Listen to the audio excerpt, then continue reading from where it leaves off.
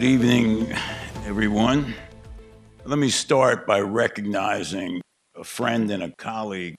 Senator Paul Moriarty is in the first row. Now, the reason that's so impressive is I'm a Republican, he's a Democrat. We served together in the state assembly. He was a consumer reporter. I'm a plaintiff's lawyer. We bonded very quickly on consumer affairs. But I can tell you, he has his heart in the right place, and it's a pleasure to serve with you now. I did miss you when I was in the Senate and you were still in the Assembly, but I look forward to doing more with Senator Paul Moriarty, so it's really good to see you. I was somewhat concerned when Ben said we have a tradition here, take out your cameras. I thought we all take a picture of Ben Dworkin, which is nothing wrong with that. I mean, being a politician, we like pictures. Actually, on that subject, there was a photographer who said to me once he's been taking pictures of politicians for 40 years, and not once has a politician blinked. Their eyes are always open. And it's true because we are very good at photos, and we keep our eyes open.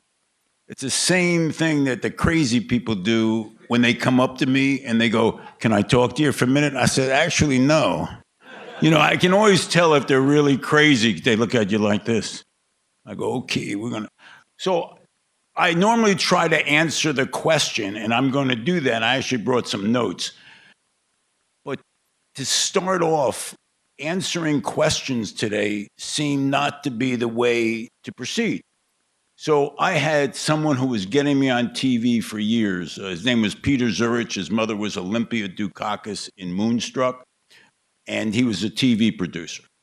And he got me on CNN, MSNBC, Fox. I was on everything. He called me up one day. He goes, "John, I'm really sorry. They don't want you anymore." I said, "Well, what do you mean they don't want you anymore?" I said, "I think I'm pretty funny." He goes, "Yeah, it's not the point. You're answering the question." I go, "Yeah, I got that. And you're a little bit too in the middle." I said, "What are you talking about?" "They want both sides to fight. And I was just trying to solve the problem. So the only thing he would say is, I can get you on Al Jazeera." I said, I'll go on anything. And eventually they didn't want me either. So here's the answer to the question. What's my vision? My vision is a two-party system in New Jersey. We have one-party rule in Trenton, and I'm going to argue that some Democrats don't even like it. Balance in government is what we need in the state of New Jersey, and we need it in the United States of America, and here's why. When you have two parties, the parties come to the table and you find the middle ground. Why is it so important to find the middle ground? Well, because that's where most people are. Governor Tom Kean used to say 75% to 80% of people in the middle. Well, the middle is having a difficult time now. Because if you have one party rule in Trenton, and even if you're a Democrat, sometimes it moves too far to the left, and there are people in the Democratic Party who would like to push it back to the middle, but that's difficult because you're pushing against your own party. So my hope is I can win as governor, and when I see things that go too far to the left, I veto it. I don't veto it in a mean way. I just call Paul in, and I go, "Look, I love you, but we're going to have to go back to the drawing board. This doesn't fly." I honestly believe that's the most important vision I have for New Jersey. Two parties and no crazy people. Next, I see a state and a country that no longer views the world as us versus them. Part of that is media driven.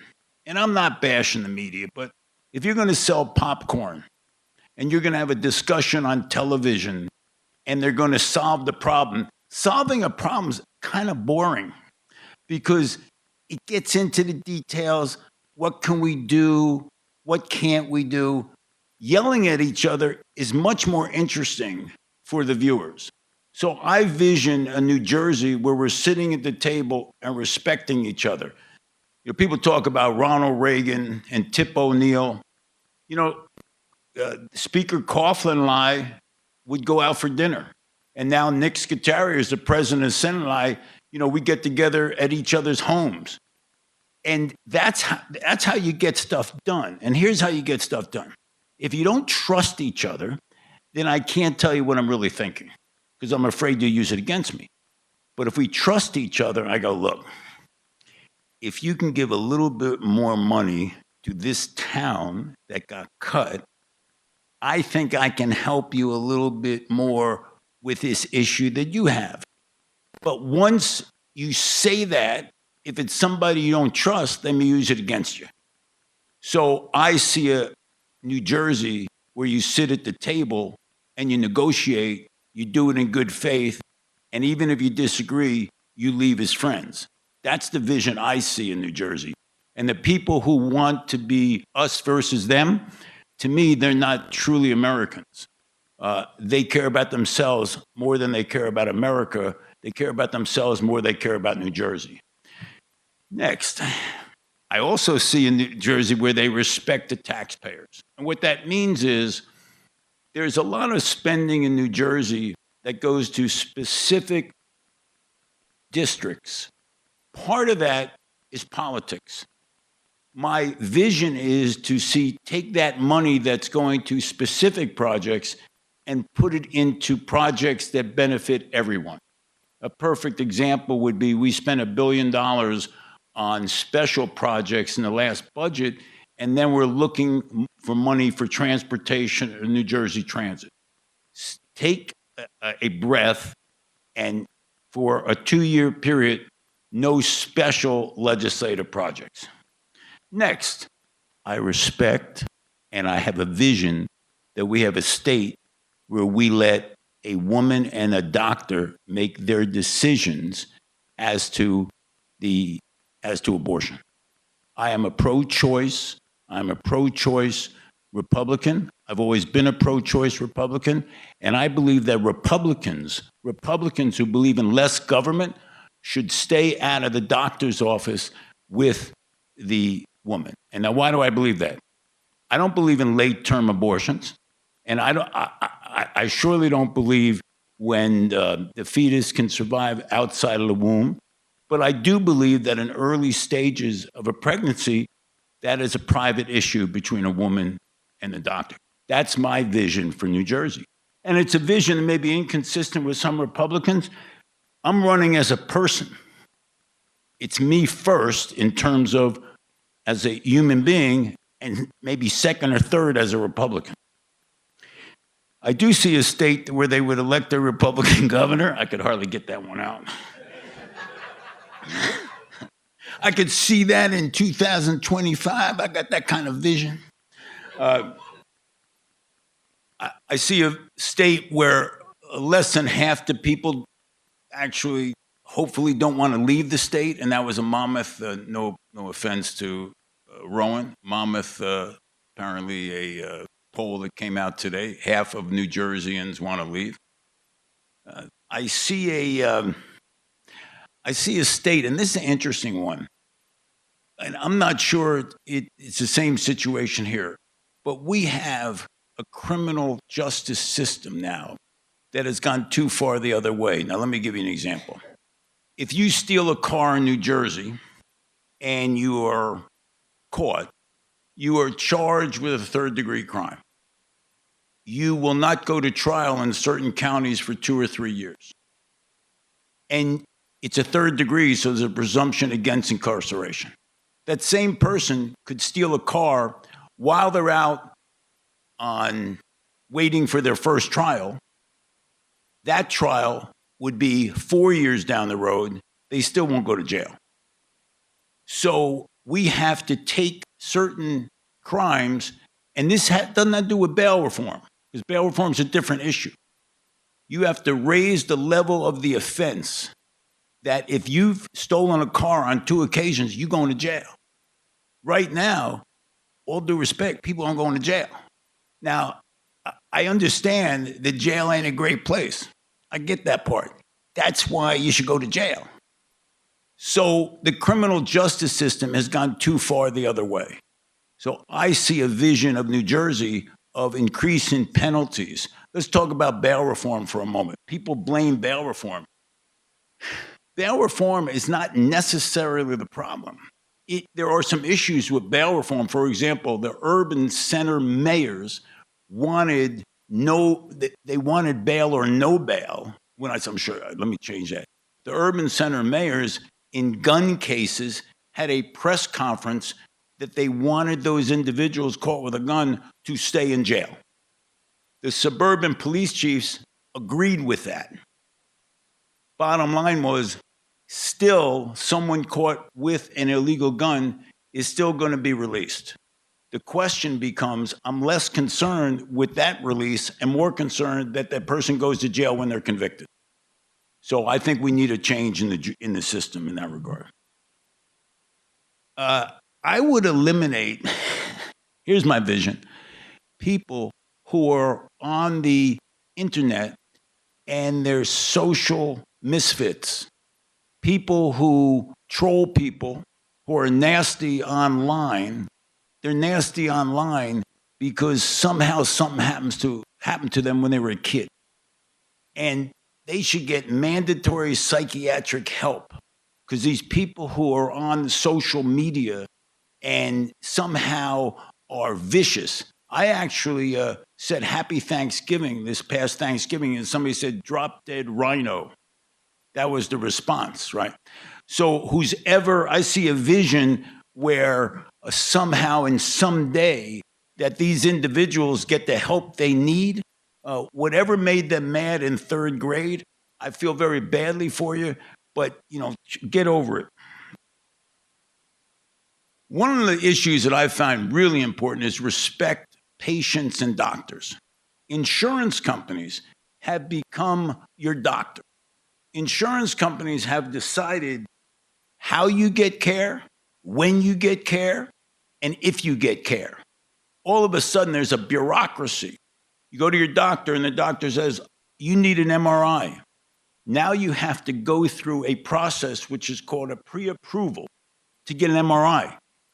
I thought it was approved by the doctor. I don't need a bureaucrat sitting in an office to determine whether I can get an MRI. I had a secretary in my office who had late-stage cancer. She said the cancer was less stressful than going through the procedures to get treatment. I had a friend who had late-stage prostate cancer. The doctor ordered a drug called Provenge. The insurance company said, no, you have to do A, B, and C first. I called up that insurance company, said, no.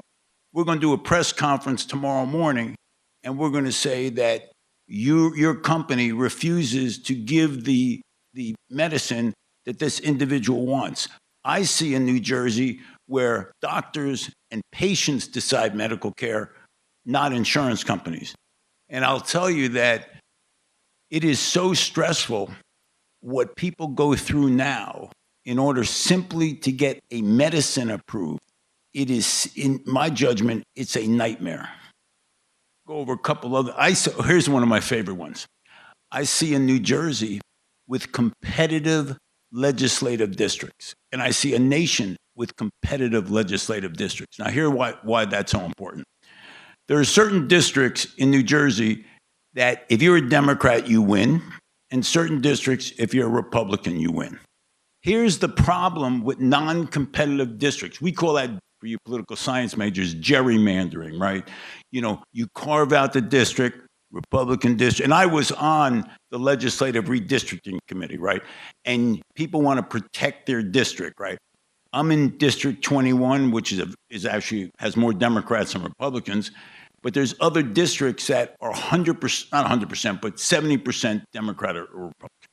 Why is it important to have competitive districts? Because then the people running in those districts have to reflect the middle of New Jersey. if you're running in a district that's very, very Republican, you're running to the right so you don't get attacked from the right. And if you're running in a very Democratic district, you're afraid of your left, meaning you're afraid of somebody who's the left of you, so you got to move left. And in that Republican district, you got to move right. So now who comes to Trenton?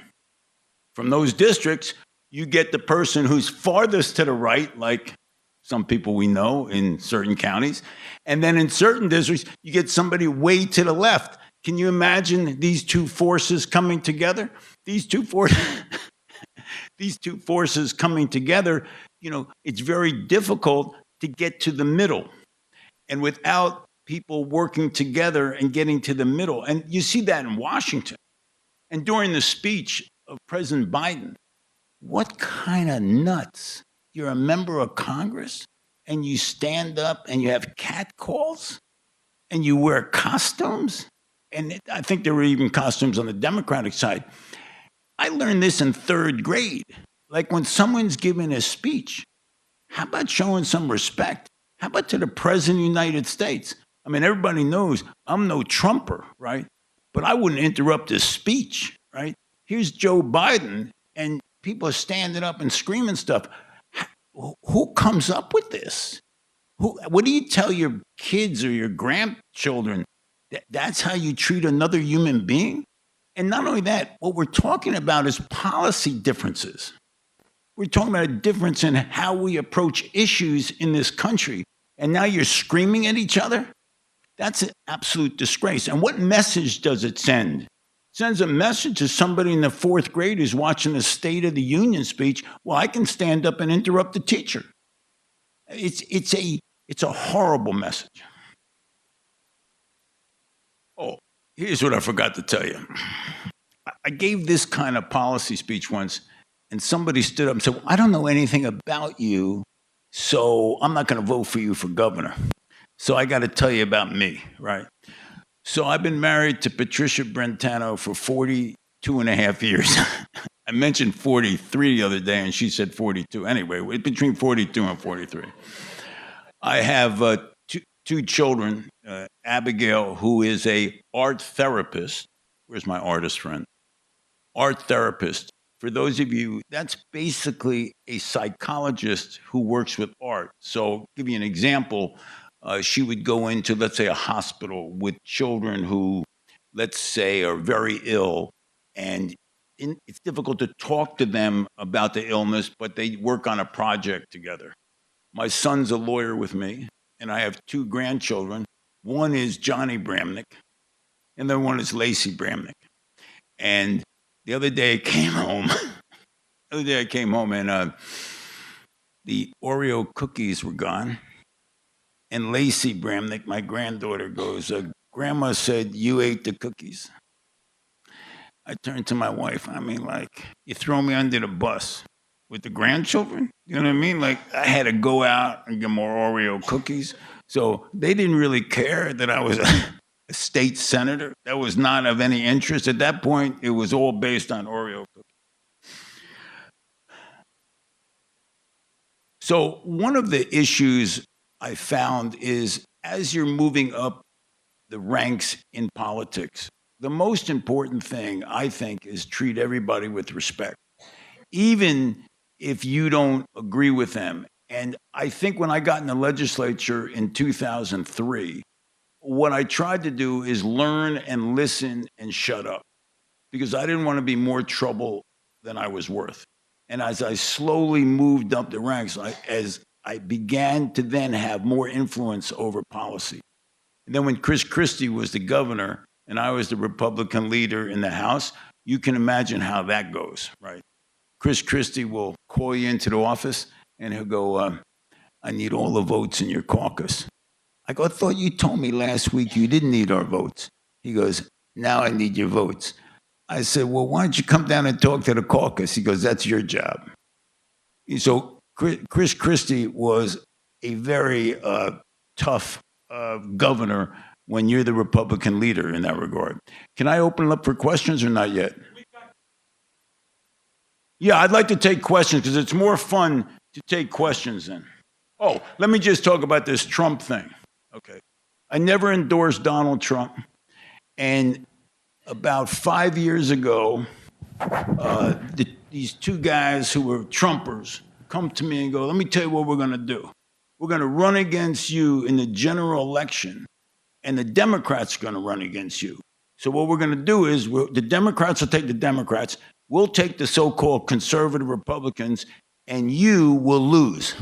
I go, well, I thought we're both Republicans. We don't care. Since you're not a Trumper, we're going to run just so you lose.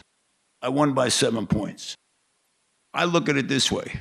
If the Vice President of the United States, Pence, doesn't endorse the president, I got no problem not endorsing him, okay?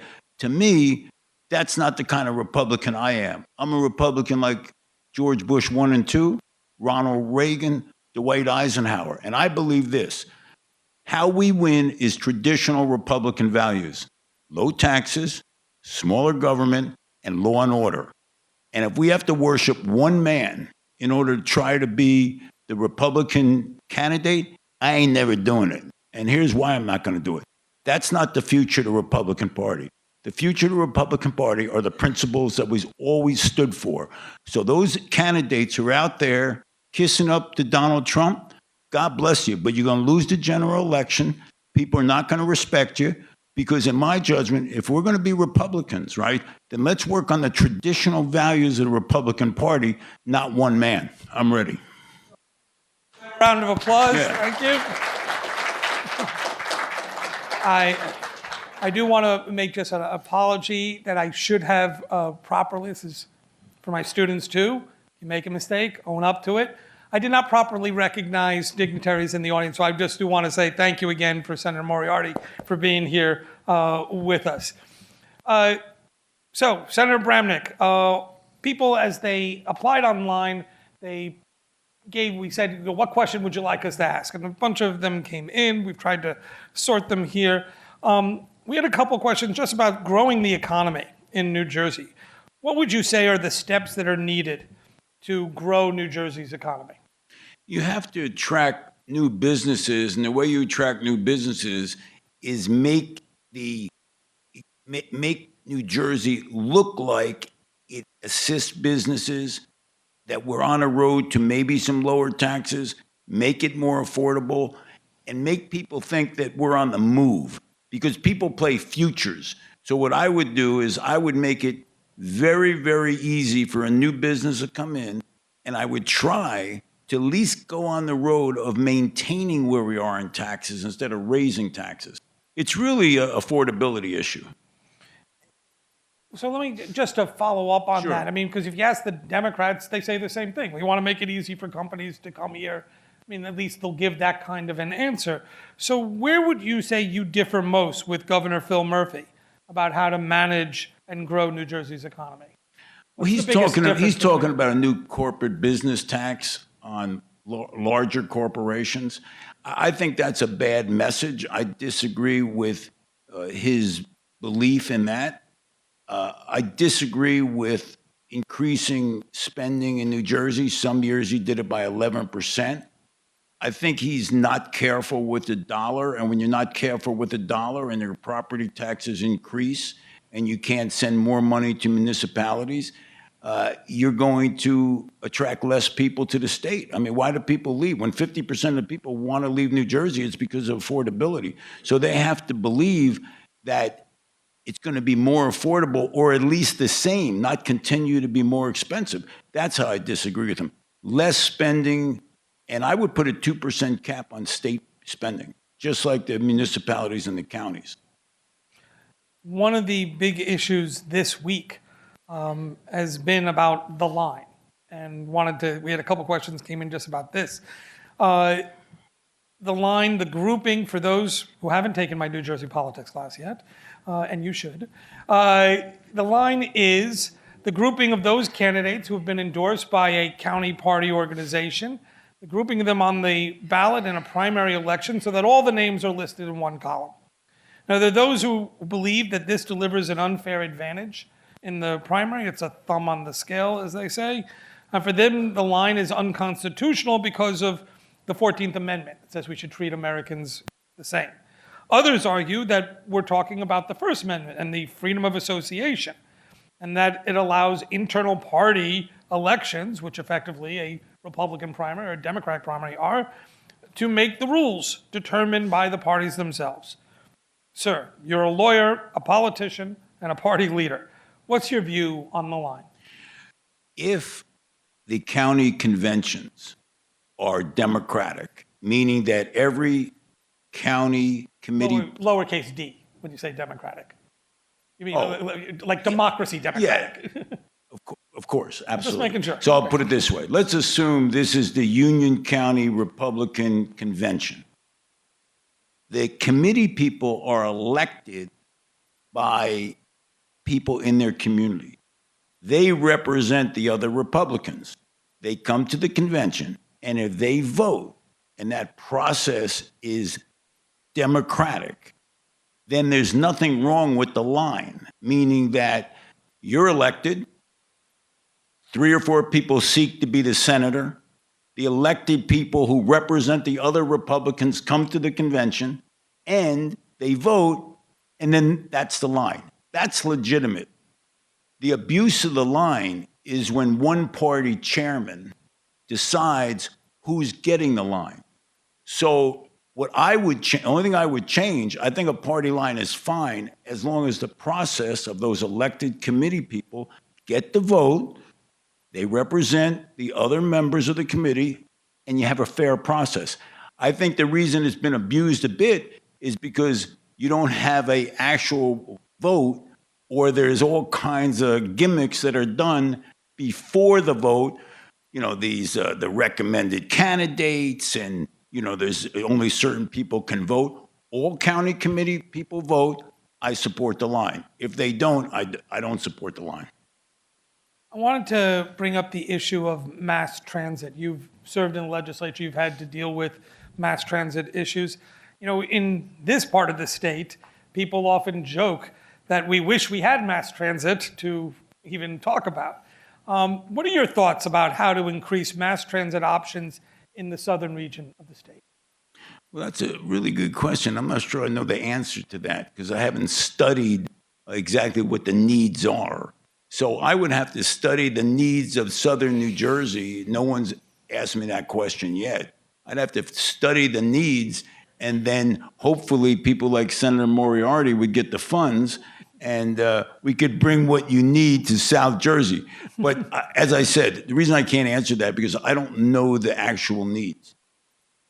One of those things that you'll be studying about, I just want to throw it out there, because a couple people asked the question about the Glassboro-Camden light rail line. Yeah. Have you thought about that at all, or was that part of it? I have not, but if you want to answer the question, Senator, I'll adopt the senator's answer. Okay.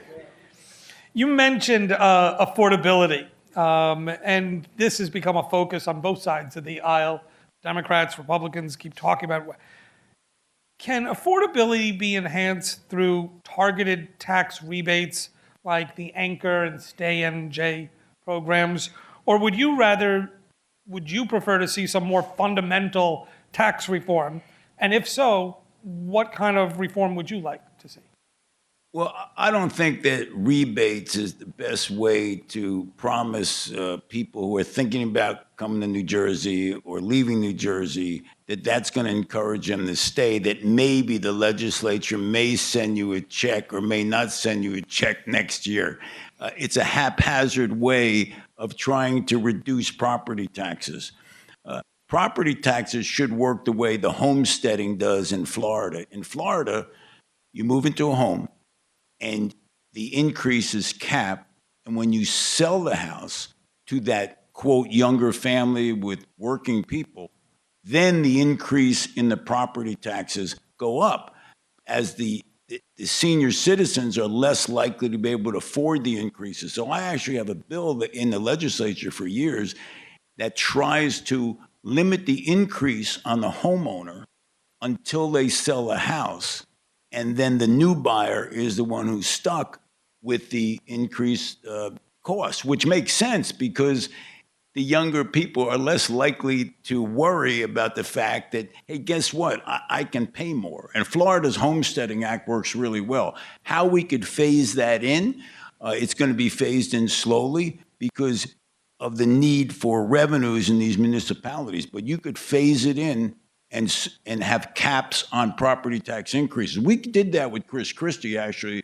We put a cap on local spending of 2%, which actually worked. Municipalities weren't happy about it, but it has had an effect on the increase of property tax rates. You gave that example of you said Happy Thanksgiving and people weren't particularly nice to you. Yeah, drop dead rhino, was it? Yeah. Well, look, the fact is that often politics, people don't want to do it because they don't want people telling them to drop dead or worse.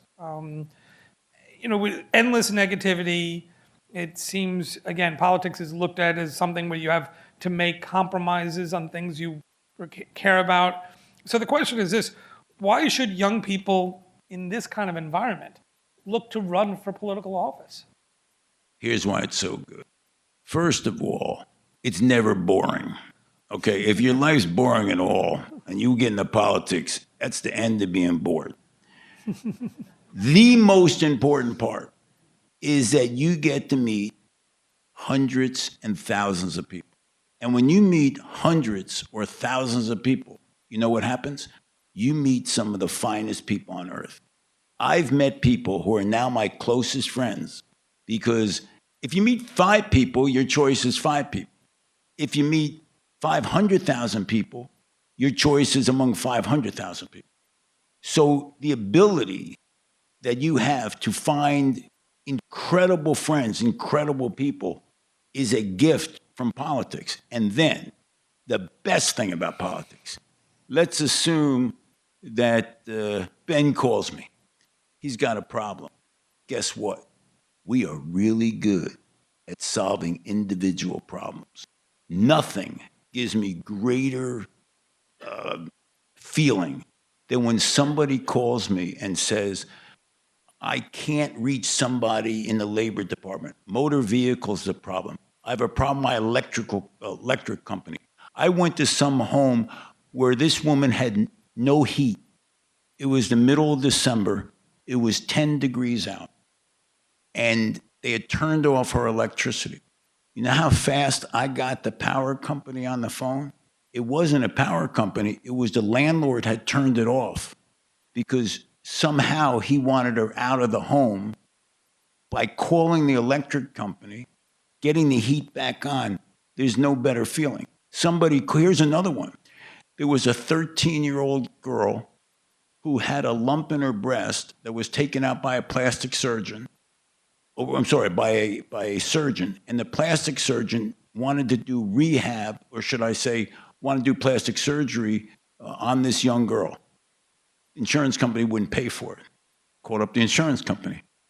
I said, I think you want to pay for it because I think plastic surgery is medically necessary. You can get almost anyone on the phone and you can solve people's problems and help people. Sometimes we can't do the big stuff, but we can do the little stuff. And if you like justice and you like helping people, it is an incredible thrill when you can get on the phone and help somebody. It is actually, sometimes that's the only thing I like about politics. Because you're down in Trenton and, maybe you can't get something done, but helping individual people with their problems is absolutely, I'll give one other story. There was a little girl named Janet Zelensky who unfortunately passed away because of a cardiac event in gym class. Actually, I think Senator Moriarty was on this bill. We passed a bill that required a defibrillator in every school. It took us 5 years to get that bill done. Why? Because they didn't want to spend the money. 2 years later, I get a call from the Warren Township Board of Education. They want me to come up there. Zelenskys are there with another mom and dad and their little girl.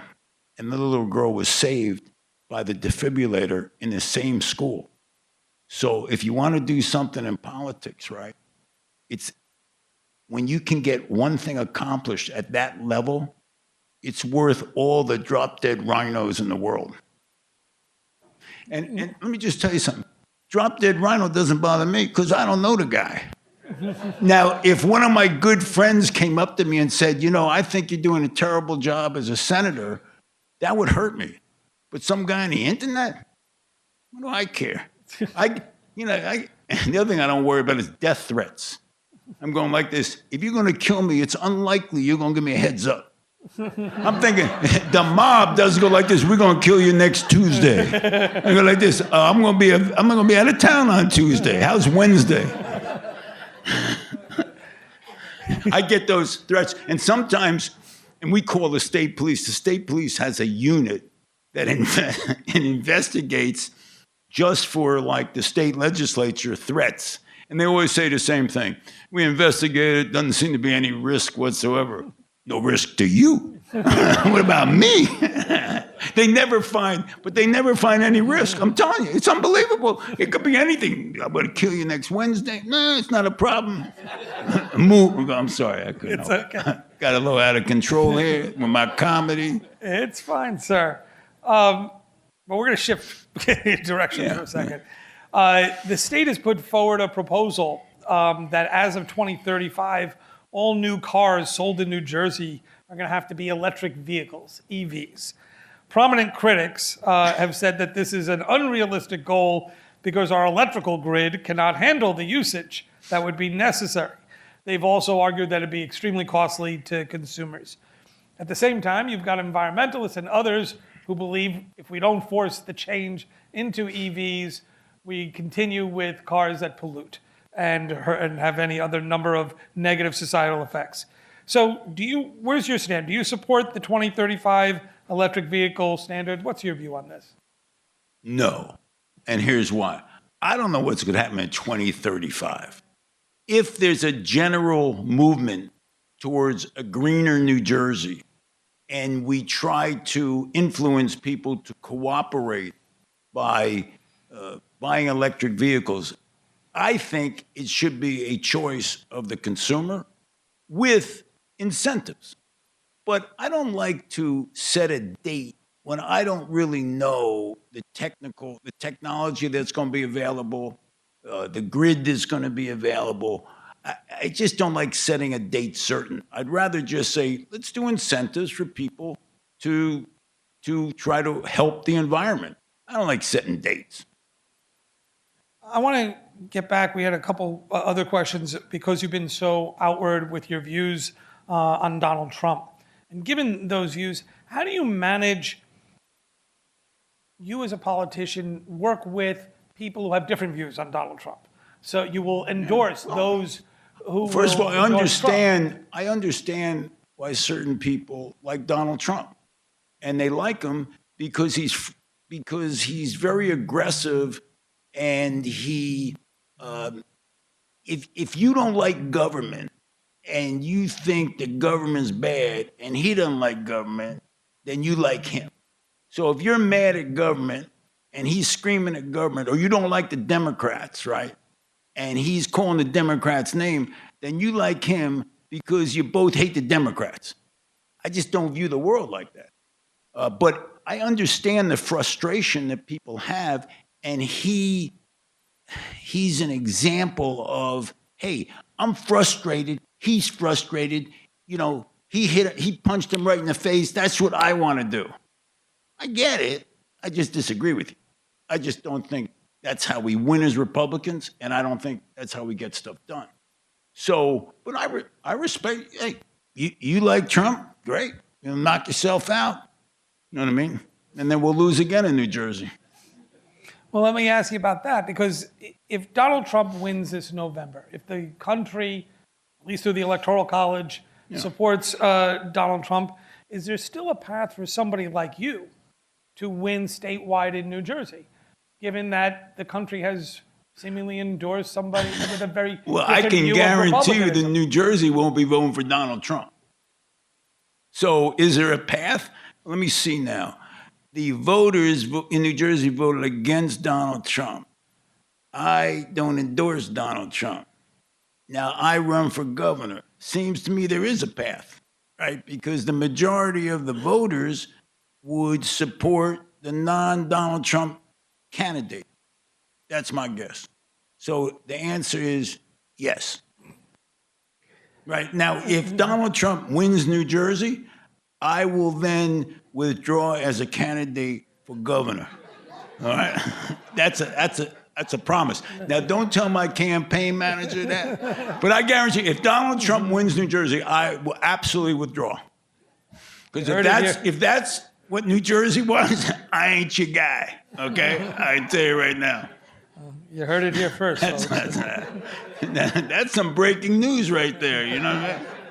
Now, if Joe Biden wins, then I want the other candidates to withdraw who run as the Republican candidates. How's that? We'll see. Well, I stayed in my position. If We that makes any sense, I have no idea what I'm talking about at this point, just so you know. We had a question about the efficacy of the state's tax credit programs that are used to ensure companies don't leave New Jersey or to bring new companies here. In fact, the state was offering just a couple of years ago about $5 billion in incentives to get Amazon to establish its East Coast headquarters here in New Jersey.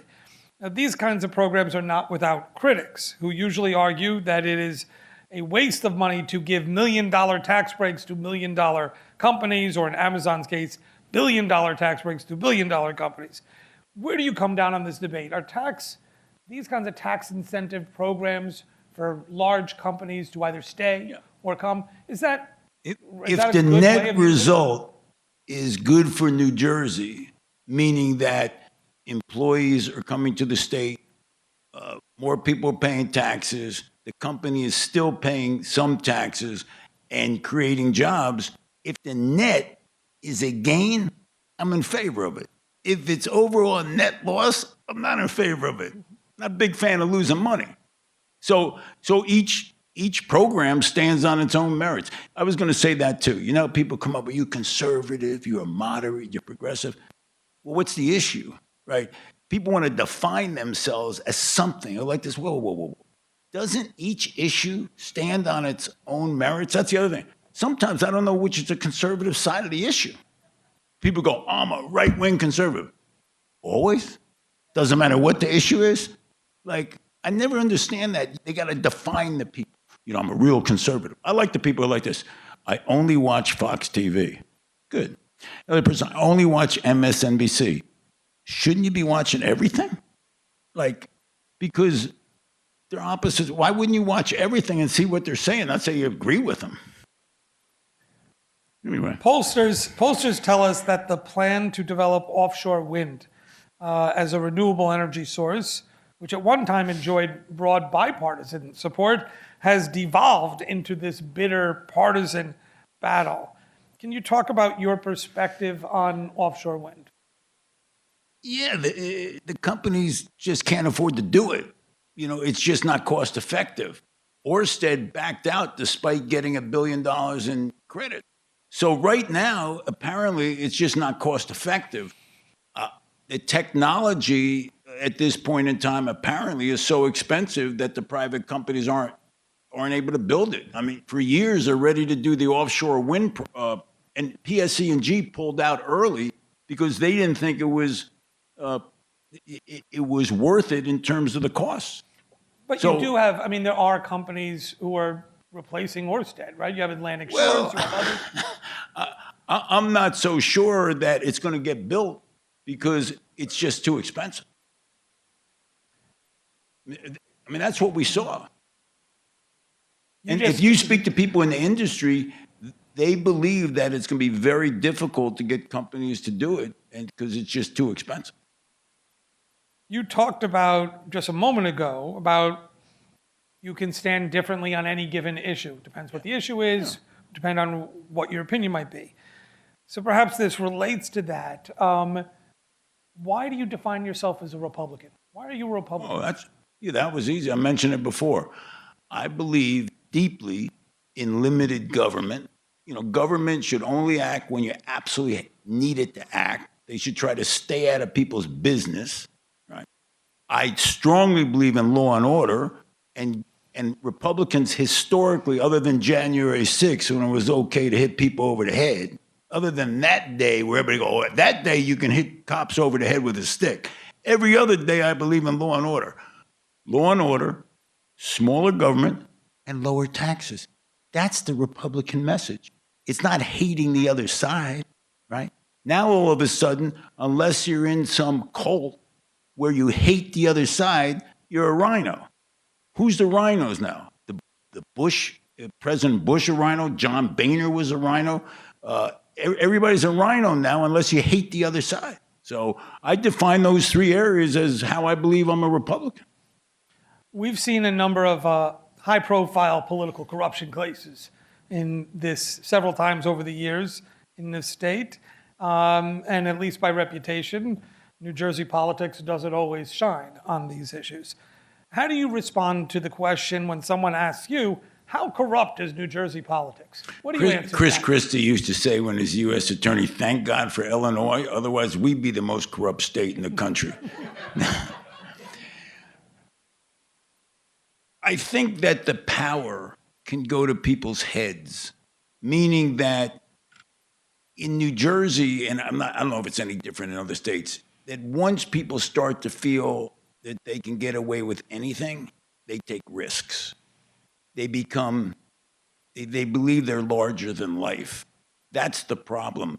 In any business you're in, no matter who you become, never be that important. Because once you think you're that important, you start making mistakes. And this happens to politicians. Probably happens to politicians, all over the country. Somehow, we're the so-called soprano state. And historically, as Chris Christie said, we had a lot of corruption. But I think it has to do with individuals, probably because of the cell phone, cameras, probably less corrupt. I want to shift to ask you a couple questions about education. Several school districts throughout the state are mandating that parents must be informed if their child asks to be called by different pronouns than those assigned at birth. Matt Platkin, the Attorney General for the state of New Jersey, has filed suit against these school boards in these situations. Now, the exact number of cases this is actually happening is unclear, but in this culture war issue, it seems to have taken hold with a segment of the electorate. How do you view this issue? How should it be addressed? Well, I spoke to Matt Platkin about this. My understanding of New Jersey policy is this, that if a teacher wants to tell a parent that they see something in the actions of the child, that they're permitted to do it. They're not prohibited from telling. But if that child comes to the teacher and says, my dad is going to beat the hell out of me if he finds out I'm gay, then that teacher absolutely can go to, used to be called DIFUS. What's the new name for it? It's not DIFUS anymore. Right. Then I think the teacher should go to the principal and they should call the relevant, if that child believes that he is threatened physically or emotionally with the parents, then I think they have to. I think that's a responsibility. Otherwise, I see no prohibition whatsoever in the law that, and I've spoken to Matt Platkin, and in one of the court cases, he said there was no prohibition unless they thought there was a threat to the child. So, but my position would be, absolutely, you should be able to tell a parent something. What are you going to back to school night for? I mean, here's your child. Your child is doing A, B, and C, assuming the child is not in fear of their life. I mean, I think teachers should be able to tell parents generally what the kid's doing. It doesn't have to be related to a grade. Hey, here's what's going on with your child, and you should know it. I mean, Now, if the parent's nuts, probably shouldn't tell him. I mean, hey, mommy's going to kill me. I said, okay, we ain't telling mommy. I mean, this is like common sense stuff. Everything's defined by the law. Can't tell parents stuff. Hey, look, here's what we're seeing, When it comes to health education, sex education, some school districts are allowing parents to take their children out of certain classes. Do you believe that's an appropriate way for educators? Should parents be allowed to take their kids out of classes? Well, I guess it depends on the class. Let's talk about sex education classes. Well, if it's a high school sex education class, a junior in high school, but the parents have the option to opt out, yeah, I don't, if they're that upset about the kid learning about sex in their junior year in high school, I mean, when I say you can opt out, yeah, great. I mean, I don't think it's a great idea. I mean, what are they going to learn in junior year they haven't learned on the internet or from their friends, right? Like, I'm just saying, but look, usually they're talking about younger kids, right? If they're teaching sex education before 4th or 5th or 6th grade, yeah, I think it's probably too young most of the time. But once again, it's very issue specific. We talk about these broad positions on, they're doing this. Well, tell me exactly what they're doing, right? What exactly are they teaching? You don't get that. You just get people yelling at each other. Look, first of all, in kindergarten or 1st grade, should not be talking about sex education, okay? At some point, depending whether it's age appropriate, I'd have to hear what it is. What are you telling them, right? Like, don't touch the kid. Maybe that's the sex education.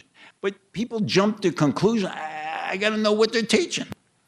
Like in a library, if Hustler magazine, I don't know if they still have a Hustler magazine, if they have an X-rated magazine, in 2nd grade, the kid shouldn't get it. That's not banning books. The kid shouldn't get it, right? But once again, we have these broad, I want parent rights, I want children rights. What's the issue? Like, show me what you're talking about. Don't just get mad. Go, I'm with parents. Yeah, me too. I'm with kids. Me too. What are you talking about? So, as I said, in a broad sense, should they opt out of a class in elementary school if the parents don't like what they're teaching? Probably, depending on what they're teaching. So let me just, to follow up on that, because how far does that go? Meaning, in an example, should a parent be allowed to take their kid out of history class if they're teaching slavery? No. Should a parent be able to take their kid out of a science class if they're teaching evolution? Answer's no. What I'm saying is, if there is a specific class, that's why I try to ask you, what are they teaching in the class? If they're teaching something that's outrageous, okay, should the parent be able to opt out? Yes, but I don't know if they are teaching something outrageous. Most of the stuff is probably okay. But no, you can't opt out of it. I'd opt out of math. I could. I ain't going to math class. I don't like math. You know what? I hate algebra. I'm against algebra. I've always been against algebra. I'm anti-algebra. I got a whole group against algebra. I'm never taking it. And trigonometry too. I don't like trigonometry. I know it's trigonometry. Okay. But what I'm saying is, these broad questions create the exact kind of animosity that we have. What is the class about? If they're doing something in class that's really weird, then the parent should opt out. If it's not weird, then maybe you shouldn't opt out. We all know what's weird. Okay. Besides, we don't all know. Some of you know, and some of you just weird. Anyway, sorry. I want to get one more question about politics. We're nearing the end here. Besides the lack of civility, is there anything else that continues to disappoint you with New Jersey political life? Disappoint me? Not enough Republicans in the legislature. That's kind of disappointing. Because like this, for 20 years, we stand up, we talk, Paul side votes, and then we lose. It's a lot of losing. You remember Trump talks about winning a lot? We've been losing a lot. 20 years, Occasionally we'll win a vote, and you should see the faces. People go, can you believe? We didn't even know what to do when we won. We go, what do we do now? We won. What did we win? I don't know. No, it'd be nice. That goes back to balance. I mean, balance would be just so fabulous. Because of your reputation and your designation, your official bio prominently notes you are the funniest lawyer in New Jersey. More than a few people, I wanted to ask you, what is your best political joke? This is actually a true story, which I think has some humor to it. So right outside of Trenton, there was a senator, it wasn't this senator, got pulled over by a New Jersey state trooper. This is 100% true. And of course, the trooper said the license and registration. And the senator looks up and says, "Do you know who I am?" And the trooper said, "Hold on a second."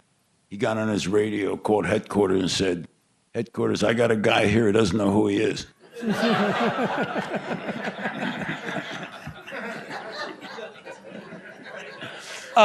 A right pack, we're at the end of our program. So the last question, our exit question that we ask all of our guest speakers.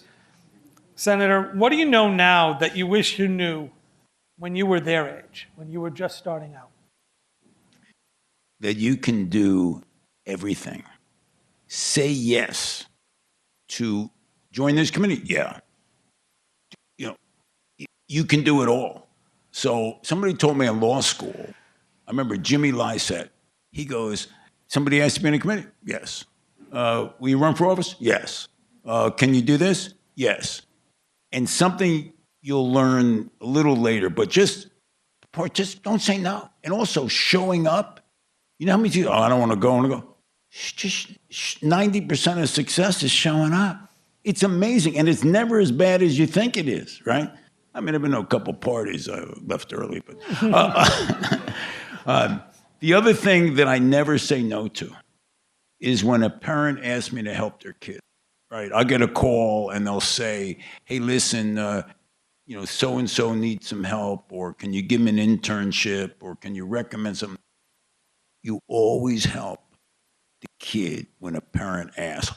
Always, even if you can't help, you do everything you can to help. That to me, and people, it's amazing. People remember, and you just help everybody. People will not forget it. I did get a call the other day from somebody heard I was running for governor. Guy calls me, "Hey, it's John Doe." I say, "How you doing?" "Who are you?" He goes, "We were on the same floor, booth 4, Syracuse University, 1971. I go, "Hey, how you doing?" He starts mentioning. I've got no idea who the guy is. No clue. He mentioned, "Remember these guys on the floor?" Nope. I didn't say it.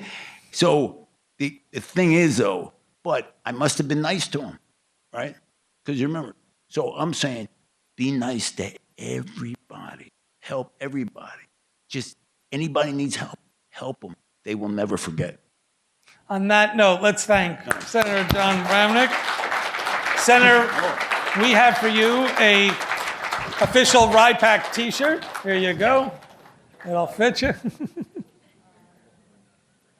On the back of it, well, just to show everybody on the back, sir, I want to make sure people can see it. The back says Workforce Development for Democracy, which is what we do. Thank you, sir. Thank you for a wonderful evening. Thank you all for coming out. This is yours. Everybody have a safe trip home. We hope to see you at our future events. Thank you all.